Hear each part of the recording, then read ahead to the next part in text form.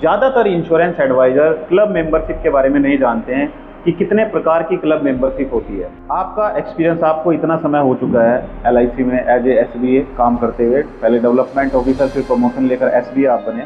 Confusion है जिनको यही नहीं पता है कि फर्स्ट ईयर कमीशन होता क्या है। आपको वो 50 लाख की कार कैसे मिलेगी, उसके लिए आपको करना क्या होगा? एंट्री करते ही। सर ये जो बातें आप बता रहे हो ये तो हमें भी नहीं पता थी। आपने क्लब मेंबर में एंट्री किया तो 50,000 रुपये उसको सिर्फ सम्मान के तौर पे कि आपने एलिट क्लब में एंट्री की है, वन टाइम उसको पहले। दोस्तों अभी तक सभी इंश्योरेंस एडवाइजर सिर्फ ये समझते हैं कि वो इंश्योरेंस में काम तो कर रहे हैं तो उनको काम करने के बाद सिर्फ कमीशन मिलेगा, लेकिन इंश्योरेंस एडवाइजर को ये तक नहीं पता कि कमीशन के अलावा आपको 50 लाख रुपए तक की कार भी एलआईसी देगी। इसके अलावा 4 लाख रुपए आपको ऑफिस अलाउंस मिलेगा। यानी कि जब आप अपना बिजनेस शुरू करते हैं, उस बिजनेस को शुरू करने के लिए अगर आप अपना ऑफिस खोलते हैं तो उसका किराया आपको देना पड़ता है, लेकिन अगर आप एलआईसी के लिए काम करते हैं तो सारा खर्चा 4 लाख तक का एलआईसी आपको देती है। इसके अलावा और कौन कौन से बेनिफिट्स मिलते हैं आज हम अपनी इस वीडियो में समझने वाले हैं। आज का हमारा पॉडकास्ट है, हमारे साथ मौजूद हैं इन सब चीज़ों को डिस्कस करने के लिए एलआईसी के senior business associate Shri Sanjay Tyagi ji. Sanjay Tyagi ji, आपका बहुत बहुत स्वागत है आज के इस पॉडकास्ट में। धन्यवाद अमित जी। सभी को मेरा नमस्कार। आज ये अवसर मुझे अमित जी ने दिया कि आपके माध्यम से मैं अपने एडवाइज़र साथियों को बता सकूं, उनसे चर्चा कर सकूं कि क्या एलआईसी कमीशन के अलावा बेनिफिट्स हमें देती है। इसको विस्तार से हम जानेंगे और ये पहचानेंगे कि हमारी एजेंसी में कितनी ताकत है। एकमात्र कमीशन के लिए हम काम करें या उससे ज़्यादा बेनिफिट के लिए भी हम काम कर सकते हैं। तो बहुत बहुत धन्यवाद अमित जी, आपने मुझे ये अवसर दिया और निश्चित तौर पर ये पॉडकास्ट आपके फ़ायदेमंद रहेगा। दोस्तों ये जो पॉडकास्ट हम लेके आए हैं, आप 90% इंश्योरेंस एडवाइज़र नहीं जानते हैं कि एलआईसी में कितने क्लब मेंबर्स होते हैं, कितने क्लब मेंबरशिप होती है और किस क्लब मेंबरशिप में क्या बेनिफिट होता है। इन्हीं में से एक है एलआईसी का एलिट क्लब मेंबर, जिसमें आपको बहुत सारे वो बेनिफिट्स मिलते हैं जिनको आज इस पॉडकास्ट में हम विस्तार से समझेंगे। तो अगर आप भी एक इंश्योरेंस एडवाइजर हैं और आप भी चाहते हैं कि आप भी इंश्योरेंस में पैसा भी कमाएं, आप भी एमडीआरटी, सीओटी, टीओटी भी करें और आप भी 50 लाख तक की कार जीत सकें, तो कैसे आप ये सब कर सकते हैं, आज एक एक करके सारे सवालों के जवाब मिस्टर संजय जी से लेते हैं। संजय जी, मेरा आपसे सबसे पहला सवाल है, आप थोड़ा हमारे दर्शकों को बताइए अपने बारे में कि आपका करियर कैसे स्टार्ट हुआ और कैसे आप एलआईसी में आज एसबीए तक पहुँच पाए हैं। जी बिल्कुल। मैंने एलआईसी 1993 में ज्वाइन किया। मैं दिल्ली के किरोड़ीमल कॉलेज से साइंस ग्रेजुएट हूँ। एलआईसी ज्वाइन करने के बाद मैंने एलएलबी किया और साथ ही साथ इंश्योरेंस इंस्टीट्यूट ऑफ इंडिया से इंश्योरेंस में फेलोशिप किया। ये सब करते करते मुझे मार्केटिंग की तरफ रुझान हुआ और मैं विकास अधिकारी के तौर में 2007 में एलआईसी में काम करना शुरू किया। दर्शकों, आप भी, आपके ऊपर भी आपके डेवलपमेंट ऑफिसर हैं, तो आप मुझे कमेंट करके ये बताइए कि एलआईसी में जो क्लब मेंबरशिप है, जैसे मैंने जहाँ तक सुना है, जहाँ तक मेरी नॉलेज में है, बहुत सारे क्लब मेंबरशिप है जिसमें से चेयरमैन क्लब मेंबर भी आता है, कॉर्पोरेट क्लब मेंबर भी आता है और एलीट क्लब मेंबर भी है। लेकिन आपको क्या आपके डीओ ने अभी तक एलीट क्लब मेंबर के बारे में बताया है? कमेंट करके हाँ या ना में जवाब दीजिए। अब हमारा सवाल है हमारे SBA, senior SBA Shri Sanjay ji से, संजय त्यागी जी से। सर, आपको डेवलपमेंट ऑफिसर बनने की प्रेरणा कहाँ से मिली? कैसे मन में आया कि भाई एलआईसी में हम डेवलपमेंट ऑफिसर बने?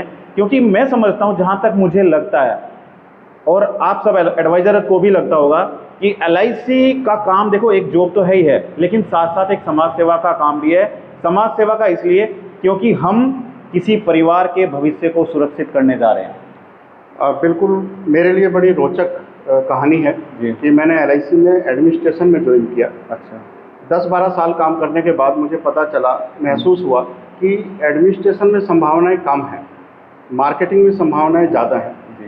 प्रॉफिट ओरिएंटेड प्रोफेशन में आप जुड़ जाते हैं और साथ ही साथ लोगों का वेलफेयर इसमें जुड़ता है। तो मेरा रुझान हुआ और 2007 में मैं विकास अधिकारी के रूप में एलआईसी में काम करना फिर शुरू किया। जी सर, हमारे एजेंट जो है ना, ये मेहनत तो बहुत करते हैं, फील्ड में जाते हैं, लोगों से मिलते हैं, मेहनत करते हैं, लेकिन बहुत जल्दी डिमोटिवेट भी हो जाते हैं। यानी कि आज क्लाइंट से मिले और हमारे एडवाइजर सोचते हैं कि आज ही हमारे पास 1 लाख या 50,000 का चेक आ जाए। तो आप हमारे एडवाइजर को क्या संदेश देना चाहेंगे? निश्चित तौर पर जो जीवन बीमा का जो काम है वो संख्या का काम है। जब हम एज ए एडवाइज़र काम करना शुरू करते हैं तो हमें महसूस होता है कि हम जिसके पास जाएँ वहाँ से हमें पॉजिटिव रिजल्ट आ जाए और हम काम कर लें, वो रिजल्ट के लिए हम मूवमेंट करते हैं। लेकिन ये जो है संख्या का है, अगर हम 10 लोगों के पास जाते हैं तो सभी 10 के 10 हमारी बात के लिए सहमत नहीं होते। मुझे हो सकता है कि मैं एक व्यक्ति को सहमत कर पाऊँ, कोई एडवाइज़र 2 को सहमत कर पाता है, लेकिन अगर मैं ज़्यादा लोगों से मिलता हूँ तो ये मेरा जो पॉजिटिव रिजल्ट है वो बढ़ता चला जाता है। तो एडवाइज़र जो आप कहते हैं कि काम करते करते डिमोटिवेट हो जाता है या वो काम करना छोड़ देता है, वो सिर्फ इसलिए है कि वो बहुत कम सीमित संख्या में लोगों से मिलता है। ज़्यादा लोगों से मिलेंगे तो ये रिजल्ट पॉजिटिव आता है और सफलता मिलती है। तो संख्या पर मुझे ध्यान देना है कि मैं ज़्यादा से ज़्यादा लोगों से मिलूँ तो मेरा काम बनेगा। ओके। अच्छा सर, एक चीज़ हमारे एडवाइज़र जानना चाहते हैं, जैसे मैं खुद जाता हूँ, अलग अलग ब्रांच में जाता हूँ, डीओ से भी मिलता हूँ, एजेंट से भी मिलता हूँ। एक चीज़ निकल कर आती है कि ज़्यादातर इंश्योरेंस एडवाइज़र क्लब मेंबरशिप के बारे में नहीं जानते हैं कि कितने प्रकार की क्लब मेंबरशिप होती है। उनको नहीं पता है, उनको सिर्फ ये है कि ये पॉलिसी करके हमें इतना पैसा मिलेगा। लेकिन जैसे हम कंपनी में काम करते हैं, कंपनी में जॉब करते हैं, तो हमें पता होता है कि अगर हम ये लेवल अचीव कर जाएंगे तो हमारा प्रमोशन नेक्स्ट लेवल पर हो जाएगा। अगर हम उसको टारगेट को पूरा करेंगे तो हमारा जो प्रमोशन है वो नेक्स्ट लेवल पर हो जाएगा। लेकिन हमारे इंश्योरेंस एडवाइज़र को नहीं पता है कि आज वो adviser as a insurance adviser वो ज्वाइन करते हैं, अगर वो अच्छा काम करेंगे तो वो किस तरीके से प्रमोशन पा सकते हैं। और सबसे टॉप, ध्यान से सुनिएगा, सबसे टॉप जो क्लब मेंबरशिप है वो है एलीट क्लब मेंबरशिप। उसमें कितने सारे ज़बरदस्त बेनिफिट मिलते हैं, एक एक करके वो भी समझेंगे। लेकिन पहले सर हमारे एडवाइज़र को बता दीजिए कि ये जो क्लब मेंबरशिप है कौन कौन सी क्लब मेंबरशिप होती है। देखिए अमित जी, आपने सही कहा कि जब एडवाइज़र जुड़ता है हमारे साथ तो वह अपनी इनकम के लिए जुड़ता है, लेकिन उसके पास जो एक सक्सेस का जो पाथ है उसको वो ढंग से नहीं देख पाता है और वो अपनी छोटे से कमीशन के लिए, छोटे छोटे काम के लिए इन्वॉल्व रहता है और आपका समय गुजरता चला जाता है। अगर एजेंसी लेने के टाइम पर उसके सामने ये सवाल हो कि वो इस एजेंसी में काम करेगा तो वो कहाँ तक जा सकता है, क्या कमीशन के अलावा और भी बेनिफिट उसे मिल सकते हैं, तो ये जिम्मेदारी बनती है मार्केटिंग ऑफिशियल्स की कि वो अपने एडवाइज़र को सारी जानकारी दें, LIC के क्लब मेंबर्स के बारे में बताएं, उसमें प्रवेश करने की शर्तें के बारे में बताएं और साथ साथ उसके बेनिफिट भी बताएं। तो जैसा आपने कहा कि क्लब्स, तो बहुत सारे क्लब्स LIC ने बनाए। LIC जो संस्था है वो समय समय पर ये देखती रही कि मेरे एडवाइज़र्स के लिए क्या फ़ायदेमंद रहेगा। तो क्लब की स्थापना की गई, जिसमें हम अगर नाम लें तो branch manager club, divisional manager club, zonal manager club और चेयरमैन क्लब। ये 4 क्लब LIC में बहुत ही प्रसिद्ध हैं। जो अच्छा काम करने वाले एडवाइज़र्स हैं वो इन क्लब की सदस्यता लेने के लिए प्रयास करते हैं और इसके सदस्य बनते हैं। जब वो सदस्य बन जाते हैं तो इसके बेनिफिट भी लेते हैं। LIC ने निरंतर पाया कि हमारे बहुत सारे एडवाइज़र अच्छा काम करने के बाद इन क्लब के सदस्य बन गए, लेकिन उनकी महत्वाकांक्षाएँ और बढ़ी, वो और ऊंचाइयों पर जाना चाहते हैं। तो LIC ने समय समय पर अपने नियमों में, अपने बेनिफिट्स में बदलाव किया, एजेंट्स की बेहतरी के लिए बहुत सारी चीज़ें विचार की और एक ऐसा क्लब LIC ने प्रस्तुत किया अपने एडवाइज़र्स के लिए जिसमें वो संभावनाएं, वो चीज़ें एडवाइज़र देख सकता है जो शायद उसने कभी सोचा ना हो। तो एलीट क्लब एक ऐसा क्लब LIC ने बनाया जिसमें उच्च कोटि की सुविधाएं, उच्च कोटि की पहचान अपने एडवाइज़र को LIC ने दी। और आज जैसा अमित जी का विषय है एलीट क्लब के बारे में विस्तार से चर्चा करने का, तो निश्चित तौर पर मैं आपको बताना चाहूँगा कि जब इस सफ़र में आप हमारे साथ रहेंगे तो आप इस क्लब के बारे में पूरा डिटेल में जानेंगे और आपके मन में इच्छा बनेगी कि इस क्लब को की सदस्यता हासिल करने के लिए आपको मेहनत करनी है, काम करना है। सर बहुत अच्छा बताया आपने। और अब सब इंश्योरेंस एडवाइज़र जो भी अभी हमारे इस पॉडकास्ट से जुड़े हुए हैं, सबके मन में बहुत सारा उत्साह होगा कि भाई बहुत सारी बातें बताई, अब ये तो बताओ सर कि जो एलीट क्लब मेंबर है इसको बनने के लिए हमें टारगेट कितना पूरा करना है। क्या सर एडवाइज़र सोच सकता है कि उसको 50 लाख की गाड़ी मिल सकती है? कितना टारगेट पूरा करना है सर, हमारे एडवाइज़र जानना चाहते हैं। बिल्कुल बिल्कुल, देखिए जो ये यात्रा है एलीट क्लब की, वो शुरुआत तो होती है टारगेट से, क्योंकि किसी भी क्लब को हासिल करने के लिए कोई ना कोई लक्ष्य तो LIC रखेगी और लक्ष्य के बिना तो उसके बारे में बात करना ही बेकार है, क्योंकि कुछ बेनिफिट भी उसके साथ जुड़े होंगे। तो जैसा आपने पूछा कि मुझे क्या करना होगा एलीट क्लब बनने के लिए, मुझे क्या करना होगा, तो देखिए LIC ने ये महसूस किया कि हमारे बहुत उच्च कोटि के जो सलाहकार हैं, एडवाइज़र्स हैं, वो बहुत सारे फ़ायदे चाहते हैं, बहुत सारे बेनिफिट चाहते हैं, अपनी पहचान चाहते हैं, अंतर्राष्ट्रीय स्तर पर पहचान चाहते हैं तो एलिट क्लब की स्थापना 1 जनवरी 2024 में हुई और इसकी कुछ शर्तें रखी गई। अगर मैं आपको इसको डिटेल में बताना चाहूँ तो ये सिर्फ इनकम के आधार पर है, यानी कि इसमें कुछ भी आप दिखावटी नहीं कर सकते। जो आप पैसा कमाते हैं उसी के आधार पर इसकी मेंबरशिप आप प्राप्त कर सकते हैं। उच्च कोटि का क्लब है तो मान के चलिए कि उच्च श्रेणी का ही काम LIC ने कहा होगा करने के लिए, तो इसको 4 स्लैब में LIC ने रखा है, जिसके नाम दिए E, E1, E2, E3। अगर मैं बताना चाहूँ इस क्लब के बारे में तो 2-3 चीज़ों को आपको जान लेना चाहिए। जैसे मेंबरशिप ईयर, तो मेंबरशिप ईयर कब होता है? 1 सितंबर से 31 अगस्त तक का जो वर्ष होता है वो मेंबरशिप ईयर कहलाता है। एक बार सर दोबारा बताइए। 1 सितंबर से लेकर अगले साल के 31 अगस्त तक। यस। जैसे MDRT का होता है 1 जनवरी से लेकर 31 दिसंबर तक। बिल्कुल, इसका अलग होता है। इसका अलग होता है। अब ये जो मेंबरशिप ईयर प्राप्त करने के लिए जो काम करना होता है उसको बोलते हैं क्वालिफाइंग ईयर, यानी कि 1 अप्रैल से लेकर 31 मार्च फाइनेंशियल ईयर में काम करने को हम बोलते हैं क्वालिफाइंग ईयर। और क्योंकि ये क्लब मेंबरशिप जो एलिट क्लब की है वो 2 साल के काम पर आधारित है, तो क्वालिफाइंग ईयर और उससे पहले वाले साल को बोलेंगे प्रीसीडिंग फाइनेंशियल ईयर। आप सीधी भाषा में समझ लें कि मेंबरशिप ईयर वाले साल से 2 साल पहले का फाइनेंशियल ईयर। तो फाइनेंशियल ईयर आप जानते हैं 1 अप्रैल से 31 मार्च तक। तो मैं अगर पिछले 2 फाइनेंशियल ईयर में अपने टारगेट्स को पूरा करता हूँ तो मुझे मेंबरशिप मिल जाती है इस क्लब की, और वो मेंबरशिप ईयर कहलाता है 1 सितंबर से 31 अगस्त तक। अब इस मेंबरशिप को लेने के लिए मुझे क्या करना होता है? तो सिंपल, अगर आप जानना चाहते हैं और ये चाहते हैं कि मैं इसको प्राप्त करूं, तो आप ये समझ लें कि 2 फाइनेंशियल ईयर में लगातार आपको बिजनेस करना होगा और कमीशन कमाना होगा। तो इसमें फर्स्ट ईयर कमीशन की बात LIC करती है। LIC कहती है कि आपको एक फाइनेंशियल ईयर में 35 लाख रुपए कमीशन फर्स्ट ईयर कमीशन के रूप में कमाना है। ये भी ध्यान रखें कि इसमें बोनस कमीशन शामिल नहीं है। सर 1 मिनट रोकना चाहूँगा। बहुत सारे एडवाइजर हैं जिनको कन्फ्यूजन है, जिनको यही नहीं पता है कि फर्स्ट ईयर कमीशन होता क्या है। मतलब पहले साल जितना बिजनेस किया उसके ऊपर जो कमीशन आया, क्या उसी को फर्स्ट ईयर कमीशन बोला जाता है? बिल्कुल, मैं इसको डिटेल में आपको बताता हूँ। देखिए, जब मैं कोई पॉलिसी करता हूँ तो उसका एक पहला साल आता है। पहले साल में LIC के कमीशन रेट्स अलग होते हैं। Second, third, fourth, fifth onward जो है कमीशन रेट अलग होते हैं। तो फर्स्ट ईयर कमीशन, अगर किसी ने मान लीजिए ईयरली प्रीमियम मुझे दिया आज, तो उसका मुझे ईयरली कमीशन मिल जाएगा, तो ये फर्स्ट ईयर कमीशन हो गया। अगर किसी ने मंथली पॉलिसी कराई और उसने मंथली में हर महीने किस्त देना शुरू किया, तो 12 महीने तक जो कमीशन मिलेगा वो फर्स्ट ईयर कमीशन कहलाएगा। तो मेरे उस फाइनेंशियल ईयर में जो फर्स्ट ईयर वाला पार्ट आएगा वो इस क्लब मेंबरशिप के लिए कमीशन के रूप में ऐड होगा। इसमें बोनस कमीशन ऐड नहीं होगा। जो मुझे कमीशन पर 40% एक्स्ट्रा बोनस कमीशन मिलता है वो इसमें ऐड नहीं होगा।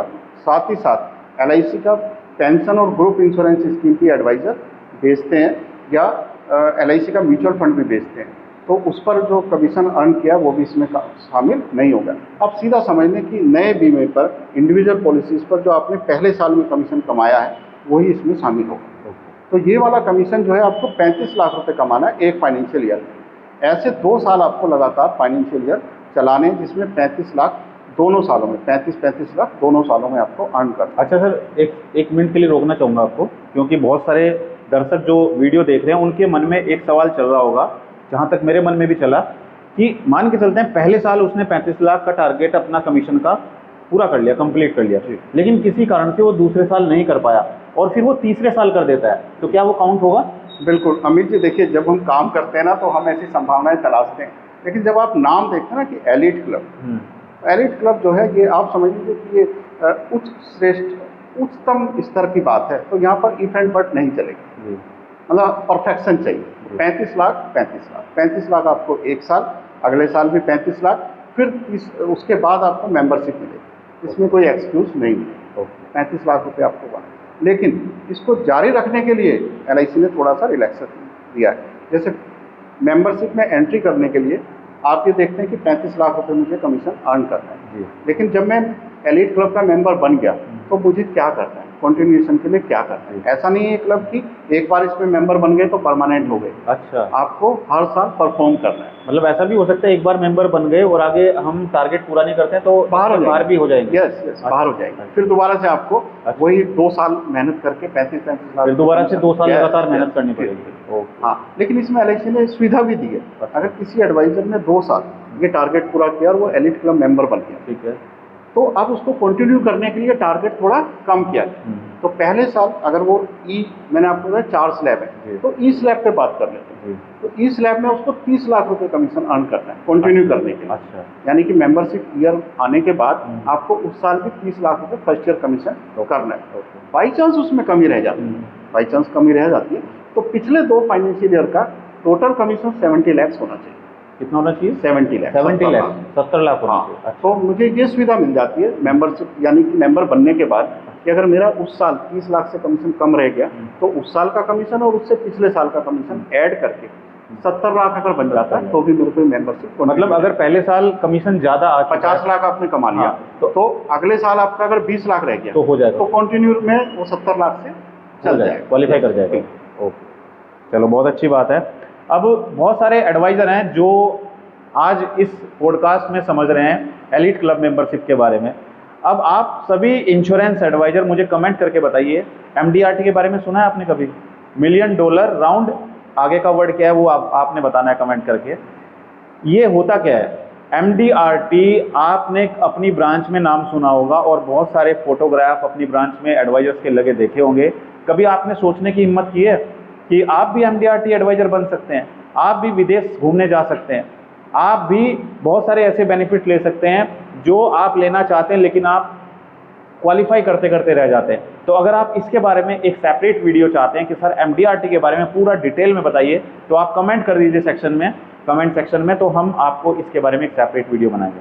अब दोस्तों आगे बहुत ही इंटरेस्टिंग हम टॉपिक कवर कर रहे हैं, जो आपको सर बताएंगे कि आपको वो 50 लाख की कार कैसे मिलेगी, उसके लिए आपको करना क्या होगा, और साथ में ऑफिस के लिए जो एक्सपेंसेस हैं क्या वो भी मिलेंगे। सर हमारे दर्शक जानना चाहते हैं ये 50 लाख की कार है, ये कैसे ले सकते हैं सर? अमित जी, आपने मुझे रोके रखा। मेरा तो मन था कि सबसे पहले आते ही मैं बेनिफिट्स बता दूं कि इस क्लब को अगर हमने हासिल किया तो हमें मिलेगा क्या। जी देखिए, जब हम क्लब मेंबरशिप हासिल करने के लिए 35 लाख रुपए कमीशन कमाते हैं तो यही अपने आप में बहुत बड़ी अचीवमेंट हमें दिखाई देती है। कहाँ ऐसा अवसर मिलेगा कि हम 35 लाख रुपए कमा पाएँ? बड़े बड़े कंपनी के मैनेजर्स, डायरेक्टर्स इतनी इनकम को नहीं ले पाते। तो LIC अपने एडवाइज़र को ये एक प्रोत्साहन दे रही है कि आप 35 लाख रुपए कमाइए, हर साल आप 35 लाख रुपए 30 लाख रुपए कमाइए, हम आपको आगे बढ़ के और सपोर्ट करेंगे। तो देखते हैं कि ये क्लब की खासियत क्या है। तो सबसे बड़ा अट्रैक्शन जो दिखाई देता है 50 लाख की कार, जैसे अमित जी ने बोला 50 लाख की कार।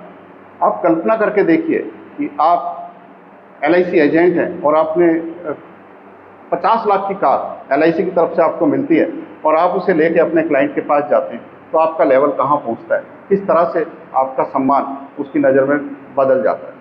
तो LIC अपने एलिट क्लब मेंबर्स को बहुत सारे बेनिफिट देती है। कार से शुरू करते हैं। देखिए, LIC कार एडवांस देती है, इसको बोलते हैं कि 4 व्हीलर के लिए जो है इंटरेस्ट फ्री एडवांस, यानी कि ब्याज नहीं देना।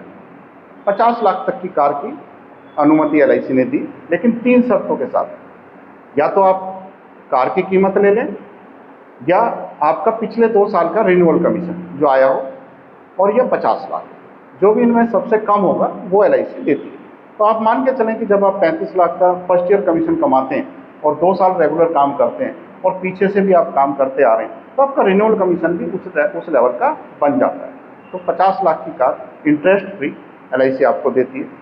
साथ ही साथ जब आप ये काम करते हैं, बिजनेस करते हैं, तो छोटा बिजनेस तो है नहीं, इसके लिए आपको क्लाइंट्स को बहुत सारी सर्विस देनी पड़ती है, बहुत सारी फैसिलिटीज़ देते हैं। आप अपना ऑफिस मेंटेन करते हैं, स्टाफ रखते हैं, आपके बहुत सारे खर्चे आ जाते हैं, ऑफिस मैनेजमेंट एक्सपेंसेस आ जाते हैं। तो LIC अपने एलिट क्लब मेंबर को 4 लाख रुपए का ऑफिस रिम्बर्समेंट, एक्सपेंसेस का रिम्बर्समेंट भी करती है। मैंने आपको स्लैब बताए 4, ई स्लैब में 4 लाख तक का आपका ऑफिस का एक्सपेंसेस LIC रिम्बर्स कर देती है।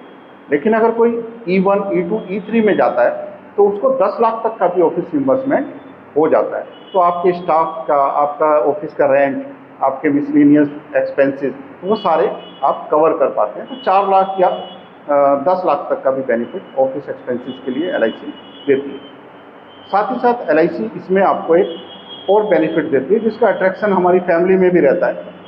या तो LIC कोई सेमिनार करती है फॉरेन डेस्टिनेशन पर। मैं आपको बताऊं कि पिछले महीने LIC ने अपने एलीट क्लब मेंबर्स के सेमिनार किए सितंबर 2025 कहाँ किए? लंदन में। आप सोचिए, हमारे एलीट क्लब मेंबर को LIC ने लंदन में सेमिनार में बुलाया जिसमें LIC के चेयरमैन, मैनेजिंग डायरेक्टर शामिल हुए। कितना जोश का, कितना एक गौरव का पल रहा होगा उन एडवाइजर्स के लिए, उन एडवाइजर्स की फैमिली के लिए और उनके क्लाइंट्स के लिए भी कि हमारा एक एडवाइज़र लंदन में एक सेमिनार अटेंड करने जा रहा है जिसका सारा खर्चा LIC देती है। मतलब LIC सर, वहाँ पर सम्मानित करती है। मतलब सर LIC अपने एडवाइजर को लंदन लेके जा रही है? बिल्कुल, सारा खर्चा LIC देगी? सितंबर में मीटिंग हुई है। अच्छा। उसमें एलीट क्लब के मेंबर्स गए हैं और वहाँ पर LIC के चेयरमैन, MD सब रहे हैं। अच्छा। उनके वहाँ पर बातचीत हुई होंगी, ट्रेनिंग हुई होगी, आइडिया शेयरिंग हुआ। अच्छा। आप सोचिए कि कितना बड़ा सम्मान है ये एडवाइजर का। ओके, उसको तो हर साल वो जा सकता है। अगर वो विदेश नहीं जाता है, ट्रेनिंग पे नहीं जाता है या सेमिनार में नहीं जाता है, तो वो अपनी फैमिली के लिए, अपनी मनमर्जी के स्थान पर एक टूर के लिए जा सकता है। अच्छा। जिसके लिए LIC 75,000 उसको देती है, यानी कि 75,000 रुपये LIC देगी? LIC देती। या LIC कोई ट्रेनिंग करा सकती है इंडिया में कोई बड़े इंस्टीट्यूट से, क्योंकि आपका लेवल की ग्रोथ LIC चाहती है कि हर वक्त होती रहे, तो उस ट्रेनिंग के लिए भी एलिजिबल हो जाता है। एक और बहुत बेहतरीन बेनिफिट मैं बताता हूँ। जब आप एलीट क्लब में एंट्री करते हैं ना, तो 50,000 रुपये वन टाइम LIC एंट्री करते ही आपने क्लब मेंबर में एंट्री किया तो 50,000 रुपये उसको सिर्फ सम्मान के तौर पे कि आपने एलीट क्लब में एंट्री की है। अच्छा। वन टाइम उसको बेनिफिट। सर, ये जो बातें आप बता रहे हो ये तो हमें भी नहीं पता थी, ये तो ज़्यादातर एडवाइजर को नहीं पता है। हम क्या होते हैं, हम काम करना शुरू करते हैं तो हम ना उसके बारे में जानते नहीं है बहुत कुछ, हम बस काम करना शुरू कर देते हैं। अगर मेरे सामने गोल हो जाए और फिक्स हो जाए, मेरा एम डिसाइड हो जाए, तो हो सकता है कि हमारे ज़्यादा से ज़्यादा एडवाइजर इस तरफ काम करना शुरू करें। तो जानकारी का अभाव भी एक कमी में मानता हूँ जो हमारे एडवाइजर्स को प्रेरणा।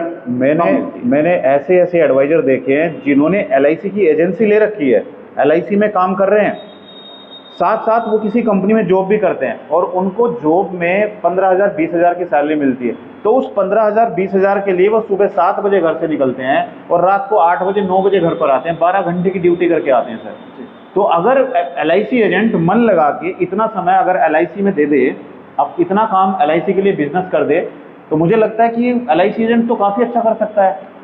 देखिए अमित जी, आपने पहले ही बताया कि बहुत एजेंट्स को पता ही नहीं जी। तो होता क्या है कि वो अपने 15, 20, 25, 30, 40, 50 हज़ार रुपये की जॉब को छोड़ नहीं पाता है जी। क्यों? क्योंकि उसको एजेंसी की ताकत कभी समझ नहीं आती जी। और वो अपने 8, 10, 12 घंटे लाइफ के उस नौकरी के लिए लगाता है जिसमें ग्रोथ भी नहीं जी। अगर उसे समझ आ जाए, उसे बेसिक ट्रेनिंग मिल जाए कि आप अगर रेगुलर काम करेंगे, प्रोस्पेक्टिंग करेंगे, नए नए लोगों को ढूंढेंगे और बीमे की तरफ काम करना शुरू करेंगे, इसकी नॉलेज को बढ़ाएंगे, तो आप ऐसे क्लब में शामिल होते चले जाएंगे जहाँ LIC आपको विदेश यात्रा कराएगी, 50 लाख की कार देगी और भी बहुत सारे बेनिफिट्स देगी और मान सम्मान बहुत बढ़ता है। तो वो एडवाइज़र थोड़ा सा जाने और इसके लिए मेहनत करें। सर, मेरा एक अगला सवाल है और ये सवाल ऐसा सवाल है जो इंश्योरेंस एडवाइज़र भी जानना चाहते हैं। क्या जो एलीट क्लब मेंबर होते हैं उनको कोई इंटरनेशनल ट्रेनिंग या कॉन्फ्रेंस अटेंड करने के लिए बाहर भेजा जाता है? बिल्कुल, मैंने अभी आपको बताया कि सितंबर में लोग गए हैं। अच्छा। तो यह कॉन्फ्रेंस होती है। अच्छा। सितंबर 2025 में जो एडवाइजर हर साल होती है, अलग अलग डेस्टिनेशन से होती है, तो विदेश में जाते हैं। LIC ट्रेनिंग ऐसा नहीं है कि वहाँ पर बुलाया है तो सिर्फ एक दिन 1 घंटा बात करेंगे और चले जाएंगे। वहाँ पर LIC उनके लिए ट्रेनिंग का अरेंजमेंट करेगी। अच्छा। और हमारे चेयरमैन और MD, मैनेजिंग डायरेक्टर अगर बात करेंगे तो आप समझिए किस लेवल की, एक एडवाइजर से मैनेजिंग डायरेक्टर अगर बात करेंगे तो किस लेवल की बात करेंगे, वो आगे और आगे जाने की बात करेंगे। तो वहाँ पर उनकी ट्रेनिंग भी हो जाती है, एंटरटेनमेंट भी हो जाता है और मोटिवेशन भी हो जाता है। तो बहुत सारे बेनिफिट, विदेशों में टूर या इंडिया में भी अलग अलग डेस्टिनेशन पर उनको ट्रेनिंग और इस तरह के प्रोग्राम रखे जाते हैं। सर, एक मेरा सवाल है, आपका एक्सपीरियंस, आपको इतना समय हो चुका है LIC में एज ए SBA काम करते हुए, पहले डेवलपमेंट ऑफिसर फिर प्रमोशन लेकर SBA आप बने, आपके अनुभव में जो एलीट क्लब मेंबर हैं उसके बनने के बाद एजेंट की इनकम में कितना फ़र्क पड़ता है? देखिए, हम शुरुआत से बात कर रहे हैं कि 35 लाख रुपए उसे अर्न करना है लगातार 2 साल इस क्लब में एंट्री करने के। अब अगर किसी ने 35 लाख रुपए आज कमाया है, तो मैं आपको बताऊं बोनस कमीशन भी होता है। इस 35 लाख पर 40% बोनस कमीशन मिलता है। अगर इसकी कैलकुलेशन करें तो 14 लाख रुपए बनता है। तो उसकी इनकम बढ़ी, दिखने में 35 लाख है लेकिन वो एक्चुअल में उसकी 14 लाख हो, 39 लाख तो उसका फिगर में आ गया। उसके बाद उसका रिन्यूअल कमीशन होता है, 7.5% होता है, 5% होता है। तो ये उसका एक रेगुलर 15-20 सालों की इनकम बनती है। तो इनकम का लेवल उसका ऊपर जाता है। अगर मैं 3 साल का एग्जांपल लूँ आपको सिंपल भाषा में, क्योंकि मेरे बहुत से एडवाइजर ऐसे होंगे जो इस तरह के क्लब्स के बारे में ना जानते हैं, मैं सिंपल भाषा में आपको बताता हूँ। एलिट क्लब मेंबर अगर वो 3 साल रहा तो उसका जो टोटल प्रीमियम मिनिमम लेवल का वो 5 करोड़ हो जाता है। 5 करोड़ 1 करोड़ 75 लाख का प्रीमियम करने पे 35 लाख का कमीशन आता है। ये हम मोटा मोटा समझ सकते हैं। तो 3 साल उसमें अगर वो 35 लाख और 30 लाख कमीशन कमाया तो 5 करोड़ का प्रीमियम आता है। अगर 5 करोड़ रुपये में रिन्यूअल कमीशन 7.5 या 5% के हिसाब से लगाऊं तो 25 लाख 5% के हिसाब से बैठता है। मैंने 3 साल काम किया और 3 साल काम करने की ताकत अगले 15-20 साल तक मुझे 25 लाख रुपए उन 3 साल के काम करने से आ रहा है। और क्या मैं चौथे साल काम नहीं कर रहा हूँ, उस साल भी काम कर रहा हूँ, तो मेरा इनकम का लेवल डेफिनेटली बहुत ऊपर चला जाता है। साथ ही साथ कमीशन के अलावा LIC बहुत सारे और रिवार्ड्स भी देती है, कैश एंड काइंड प्राइजेस भी देती है, टूर भी देती है, तो बहुत सारे बेनिफिट्स आ जाते हैं, आइटम्स भी देती है। तो उसका जो इनकम का लेवल है वो बहुत तेज़ी से ऊपर जाता है। और जब उसका इनकम का लेवल बढ़ता है तो कोई भी आदमी ऊपर के लेवल से नीचे नहीं जाना चाहता। जब उसको आनंद आने लगता है उस क्लब में काम करने का, उस क्लब की प्रशंसा का, तो वो निश्चित तौर पर और आगे प्रयास करता है और अपनी इनकम को बढ़ाता है। सर एक सवाल बताइए कि मान के चलते हैं कोई नया एडवाइज़र है, वो आज ज्वाइन करता है और उसके लिंक इतने अच्छे हैं कि वो बिजनेस कर सकता है, बहुत अच्छा काम कर सकता है वो, और वो क्या डायरेक्टली एलीट क्लब मेंबर बन सकता है या फिर उसे BM club member, ZM club member, CM club member इनमें जाना पड़ेगा या डायरेक्टली बन जाएगा वो? बिल्कुल सही अमित जी।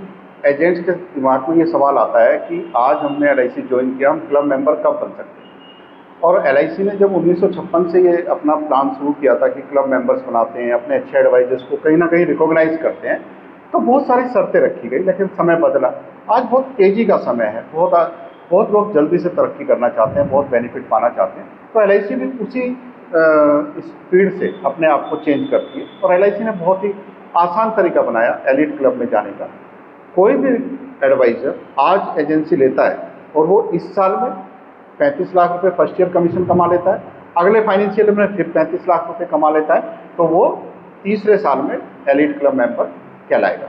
यानी कि मेरे पास सिर्फ 2 फाइनेंशियल ईयर काम करने के लिए पर्याप्त है इस क्लब मेंबरशिप में आने के लिए। पहले जो क्लब थे या जो क्लब हैं उसमें ये कंडीशंस आती है कि 3-4 साल लग जाते हैं, लेकिन मात्र 2 साल में भी आप एलिट क्लब कर सकते हैं। इसी से जुड़ा हुआ एक और सवाल है, जैसे मैं भी आपसे वैसे पूछ चुका हूं, लेकिन दोबारा से बहुत सारे एडवाइज़र हैं जिनके मन में इसी सवाल को दूसरे तरीके से कुछ चीज़ें चल रही होंगी, उसको समझते हैं कि अगर कोई एजेंट आज से एलीट क्लब मेंबर बनने का सपना देखे तो उसे पहला कदम क्या उठाना चाहिए? तो आपने कहा कि अगर कोई एलीट क्लब मेंबर बनने का सपना देखे तो क्या होगा। देखिए, सबसे पहले तो खुशी की बात यह है कि सपना देखें। अगर किसी भी एडवाइज़र ने ये सपना देखा तो उसे खुश हो जाना चाहिए कि उसने एक अच्छा सपना देखा, एक बड़ा सपना देखा। जब कोई व्यक्ति सपना देखता है तो उसके सामने एक एम डिसाइड हो जाता है कि मुझे ये उद्देश्य के लिए काम करना है। जैसे ही उसको ये डिसाइड हुआ कि क्या उद्देश्य है, अब यहाँ पर पहला उद्देश्य आ गया 35 लाख रुपए कमीशन कमाने का, तो मुझे पता चल गया कि मेरे पास इतना समय है और उस समय में मुझे कैसे कैसे काम करके ये अपना टारगेट पूरा करना है। तो जो आप कहते हैं कि उसे क्या कदम उठाना चाहिए, तो उसको प्लानिंग करना चाहिए कि जो भी उसके पास समय है, मान लीजिए उसके पास पूरा फाइनेंशियल ईयर है, तो वो अपने पूरे साल की प्लानिंग करे। उस प्लानिंग को वो छोटे छोटे हिस्सों में बांटे, ऐसा ना सोचे कि लास्ट में जाके कर लेंगे। जैसे हम स्कूल में देखते हैं कि वीकली टेस्ट होता है, फिर मंथली टेस्ट होता है, फिर क्वार्टरली एग्जाम होता है, फिर हाफ ईयरली एग्जाम होता है, फिर एनुअल एग्जाम होता है। तो ऐसे ही मेरा एडवाइज़र अगर अपने आप को वीकली, फोर्टनाइटली, मंथली बेसिस पे टारगेट फिक्स करके काम करे तो उसे पता चलता जाएगा कि उसने क्या टारगेट अचीव किया है और कितना उसका बैलेंस रहता है। तो हर 15 दिन पर अपना वो ये एनालाइज करे कि उसका काम किस दिशा में चल रहा है अगर उसकी कोई कमी है, टारगेट पूरा नहीं हुआ है, तो उसको अगले 15 दिन में वो मेकआउट करे और अपने टारगेट को जो उसने डिवाइड किया है उसको पूरा करने के लिए रेगुलर प्रयास करे। कोई कमी पेशी होगी तो वो आगे आने वाले समय में उसको पूरा कर सकता है। लेकिन ये सपना देखना और उसके लिए काम करना निश्चित तौर पर ये बहुत ही अच्छी बात है और ये उसके लिए प्रगति का सूचक बनता है। सर एक बहुत ही इंटरेस्टिंग सवाल है और वो भी सभी इंश्योरेंस एडवाइज़र की भावनाओं को देखते हुए। सवाल ये है कि इंश्योरेंस एडवाइज़र हर कोई चाहता है कि भाई वो इंश्योरेंस में पॉलिसी करे, कमीशन कमाए। तो कुछ ऐसी कुछ स्ट्रेटजी बताइए हमारे इंश्योरेंस एजेंट को, जो सेल्स मार्केटिंग स्ट्रेटजी हैं जो इंश्योरेंस एडवाइज़र को अपनानी चाहिए। तो आपके एक्सपीरियंस के अकॉर्डिंग आप क्या सजेस्ट करना चाहेंगे हमारे इंश्योरेंस एजेंट्स को? बिल्कुल सही। देखिए, बड़े बड़े टारगेट बनाना, एम बना लेना, ये तो मोटिवेशनल क्लासेस में भी दिखाई देता है। कहीं भी हम बैठें तो ऐसा लगता है कि ये टारगेट बनाते हैं और काम करते हैं, लेकिन काम करें कैसे, क्या करें जो ये टारगेट अचीव हो। तो देखिए, जो जीवन बीमे का जो काम है वो है सारा प्रोस्पेक्टिंग का काम, लोगों से मिलने का काम। तो जो स्ट्रेटेजी की बात करते हैं, तो मैं तो कहता हूँ कि इसके 3 मंत्र मैंने महसूस किए हैं जो सफलता दिलाते हैं। पहला मंत्र है मीट पीपल, लोगों से मिल, निरंतर लोगों से मिल। लोगों से मिलना ही हमारा बीमा एजेंसी में सफलता का कारण बनता है। दूसरा मंत्र अगर देखें तो मैं कहूँगा कि मीट मोर पीपल, ज़्यादा लोगों से मिलें। ज़्यादा लोगों से मिलेंगे, ज़्यादा बीमा होगा, आपके टारगेट पूरे होंगे। और अगर इसका तीसरे मंत्र पर हम गौर करें तो meet more and more people, ज़्यादा से ज़्यादा लोगों से मिलिए। तो लोगों से मिलते रहिए, ज़्यादा से ज़्यादा लोगों से मिलिए। अगर आप एलीट क्लब की बात करते हैं तो इसमें एक सुधार की मैं बात कहता हूँ, क्योंकि ये टारगेट बड़ा है। तो जब हम कहते हैं मीट पीपल, तो मैं कहता हूँ मीट रिच पीपल, पैसे वाले लोगों से मिलिए, उन लोगों से मिलिए जिनके पास पैसा है, क्योंकि जिसके पास पैसा है वही आगे के लिए प्लानिंग करता है। जब आप ऐसे लोगों से मिलेंगे तो वहाँ से आपका बड़ा इंश्योरेंस होगा, बड़ा प्रीमियम आएगा और आप उस टारगेट को पूरा कर पाएंगे। देखिए, धैर्य रखना होगा, पेशेंस रखना होगा, प्रयास करना होगा और अपने आप को कुशल बनाना होगा। आपको नॉलेज में इम्प्रूवमेंट करना होगा। ऐसा नहीं है कि आप बड़े लोगों से मिलेंगे, रिच लोगों से मिलेंगे, वो आपसे कोई सवाल नहीं करेंगे, बहुत सारे सवाल करेंगे। उनके पास फाइनेंशियल एडवाइज़र बहुत हैं, उनके पास म्यूचुअल फंड का एडवाइज़र है, उनके पास प्राइवेट कंपनी का एडवाइज़र है, उनके पास बैंक है, सब लोग उन्हें सलाह दे रहे हैं। तो आप कैसे अपनी उपयोगिता उसके सामने सिद्ध करेंगे, लाइफ इंश्योरेंस पॉलिसीज़ को कैसे सिद्ध करेंगे कि ये बाकी और बचत से ज़्यादा बेटर है या उनके मुकाबले में और अच्छा बेनिफिट कस्टमर को दे सकते हैं या इसके कुछ विशेष बेनिफिट हैं। तो नॉलेज, अपने नॉलेज को मुझे बढ़ाना पड़ेगा। मुझे अपने कंपटीटर के बारे में सारी जानकारी होनी चाहिए, उनके प्रोडक्ट के बारे में भी बहुत कुछ जानना चाहिए। फाइनेंशियल मार्केट में रिस्क भी होता है, बहुत सारे इन्वेस्टमेंट रिस्क भी होते हैं। तो अगर मैं उसके बारे में कस्टमर्स को डिटेल से बताऊंगा तो कहीं ना कहीं कस्टमर मेरी बात से प्रभावित होंगे और वो जो पैसे वाला व्यक्ति है वो भी मेरी पॉलिसी लेने के लिए तैयार होगा। यहाँ पर एक और बात मैं आपको बोलूँ कि जो LIC मास लेवल पर काम करती है, बहुत बड़ी संख्या में पॉलिसीज़ करती है, लेकिन बड़े लोगों की पॉलिसीज़ कम कर पाती है। तो आपके पास निश्चित तौर पर बहुत स्कोप है। वहाँ पर आपको एजेंट का कंपटीशन नहीं दिखेगा।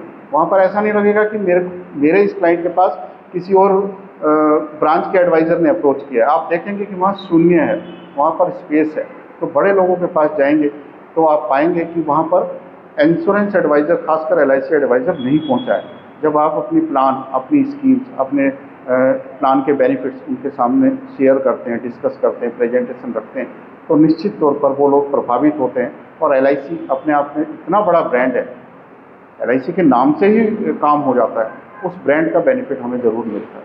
तो हम अपनी नॉलेज को बढ़ाएं, ज़्यादा लोगों से मिलें, पैसे वाले लोगों से मिलें और निरंतर इसमें काम करते रहें, सफलता जरूर मिलेगी। सर एक बहुत ही आज की डिजिटल युग को देखते हुए मेरा आपसे सवाल है, एलीट क्लब अचीव करने में डिजिटल मार्केटिंग का कितना बड़ा रोल है? अपने एडवाइज़र को आप क्या बताना चाहेंगे, कितने स्ट्रॉन्ग है हमारे एडवाइज़र? ना किसी का यूट्यूब पर अकाउंट है, ना किसी का फेसबुक पर पेज है, ना ही इंस्टाग्राम पर अकाउंट है। भाई आप घर में कितने भी बड़े हीरो हो, जब तक आप लोगों के पास नहीं पहुंचोगे तब तक आपको कोई नहीं जानेगा, कोई आपसे आपका प्रोडक्ट नहीं खरीदेगा। तो सर हमारे एडवाइज़र को आप बताइए कि डिजिटल मार्केटिंग का कितना बड़ा इम्पैक्ट पड़ता है उनके एलीट क्लब मेंबरशिप को अचीव करने में। देखिए, आज के युग में अगर हम जी रहे हैं और हम कहते हैं कि हम सोशल मीडिया पर नहीं हैं, हमारा कहीं इस तरह का अप्रोच नहीं है कि जब हम मास लेवल पर ज़्यादा से ज़्यादा लोगों के पास पहुंच पाएँ तो दिक्कत होगी। तो मैंने एक चीज़ देखी है हमारे इंश्योरेंस एडवाइजर सिर्फ ये समझते हैं, अगर मैं दिल्ली में रह रहा हूँ ना, गीता कॉलोनी में रह रहा हूँ दिल्ली में, तो मैं सिर्फ गीता कॉलोनी की पॉलिसी कर सकता हूँ। फिजिकली तो वो कर सकते हैं, लेकिन अगर डिजिटली वो चाहें तो यहाँ बैठकर मुंबई के क्लाइंट को भी ऑनलाइन पॉलिसी बेच सकते हैं। बिल्कुल। आज तो LIC इतने सारे अब टूल लेके आ गई है कि सारा कुछ ऑनलाइन, पॉलिसी सब कुछ ऑनलाइन हो रहा है, पेमेंट ऑनलाइन हो रहा है। पहले ये सब नहीं होता था।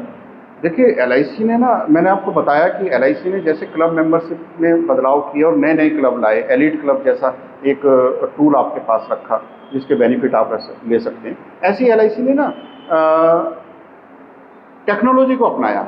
आनंदा आपने सुना होगा, आनंदा ऐसा मॉड्यूल है जो आप ऑनलाइन पॉलिसीज कर सकते हैं।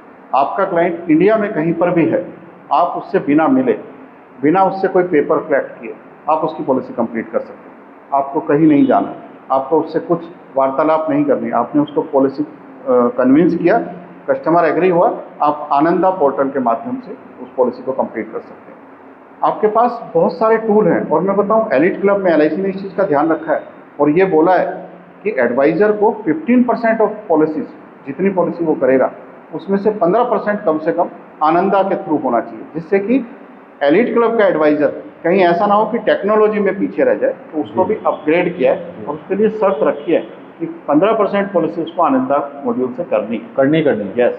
अच्छा सर, आपने हमारे इस पॉडकास्ट के लिए समय निकाला और आपका समय बहुत कीमती है, लेकिन आपने फिर भी समय दिया पॉडकास्ट के लिए। आपका पॉडकास्ट बहुत सारे एडवाइजर देख रहे हैं, तो आप as a senior business associate होने के नाते 15 लाख इंश्योरेंस एडवाइजर को क्या संदेश देना चाहेंगे कि अगर वो एलीट क्लब मेंबर बनना चाहते हैं तो उनको किन किन बातों का ध्यान रखना चाहिए? Please sir. जी अमित जी, सबसे पहले तो आपका धन्यवाद। आपने मेरा समय लिया, लेकिन आपने मुझे अवसर भी दिया कि मैं अपने एजेंट साथियों को कुछ सूचना दे पाऊँ, कुछ जानकारी दे पाऊँ, और कहीं ना कहीं उनके जीवन में ऐसा कंट्रीब्यूशन हो जिससे कि वो आगे बढ़ने की प्रेरणा ले सकें।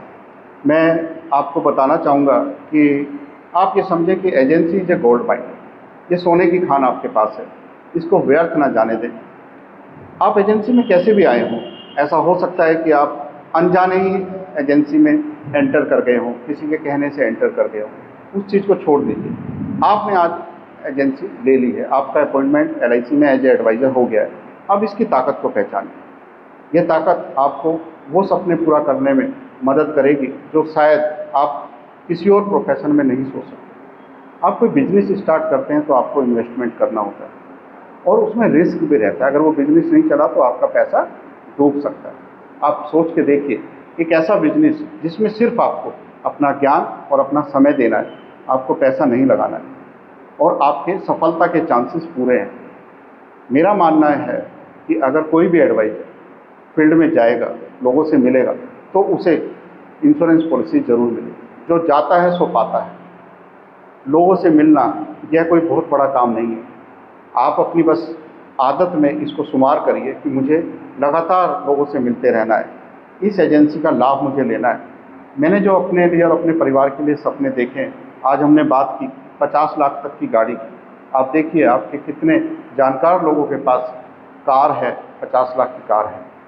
जब आप ऐसी स्थिति में जीवन को जीने की सोचते हैं तो आपका लेवल बहुत ऊंचा चला जाता है और आप आने वाले एजेंट्स के लिए या अपने और सदस्यों के लिए प्रेरणा का माध्यम बन जाते हैं। ऐसा करते करते आपसे जुड़े हुए लोग, आपको देखने वाले लोग भी प्रेरित होते हैं और दिन दूनी रात चौगुनी तरक्की जब आप करते हैं तो आप एक ऐसा रास्ता बना देते हैं जिस पर और लोग भी चलने लगते हैं। तो आप अपने लिए भी पैसा कमाते हैं, लोगों को प्रेरणा भी देते हैं, अपने समाज को भी कहीं ना कहीं कंट्रीब्यूट करते हैं। और बीमे का काम बहुत ही ये समझिए कि सेवा का काम है। जब आप लोगों का पैसा जुड़वाते हैं, लोगों का रिस्क कवरेज देते हैं, तो निश्चित तौर पर लोग आपका धन्यवाद करते हैं। शुरू में आनाकानी करते हैं, लेकिन बाद में वो थैंकफुल रहते हैं कि आपने उनको पैसा जोड़ने में और उनकी फैमिली को सिक्योर करने में मदद की। तो इस पॉडकास्ट के माध्यम से और अमित जी के इस एफर्ट के माध्यम से मैं आपको ये कहना चाहता हूँ कि एजेंसी को व्यर्थ ना जाने दें। आप इसमें मेहनत करिए, सफलता 100% इसमें मिलती है।